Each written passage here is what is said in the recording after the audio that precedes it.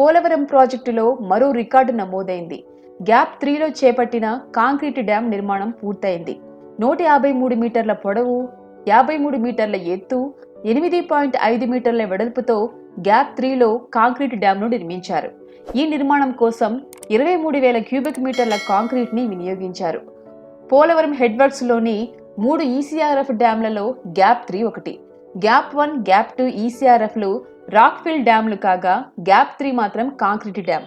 ఈ డ్యాం నిర్మాణం పూర్తయిన సందర్భంగా అధికారులు పూజా కార్యక్రమం నిర్వహించారు. ఇక గ్యాప్ 1లో 400 మీటర్ల పొడవున ప్లాస్టిక్ కాంక్రీటు డ్యాం నిర్మాణం పూర్తయింది. గ్యాప్ 1లో నేలను గట్టిపరిచేందుకు స్టోన్ కాలమ్స్ పనులు పూర్తి అవగా కీలకమైన డీప్ సాయిల్ మిక్సింగ్ పనులు వేగంగా జరుగుతున్నాయి.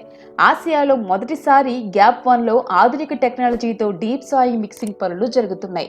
ఇప్పటికే గ్యాప్ 2లో ఈసీఆర్ఎఫ్ డ్యాం నిర్మాణానికి సంబంధించి 11,96,000 క్యూబిక్ మీటర్ల వైబ్రో కాంపాక్షన్ పనులు పూర్తయ్యాయి.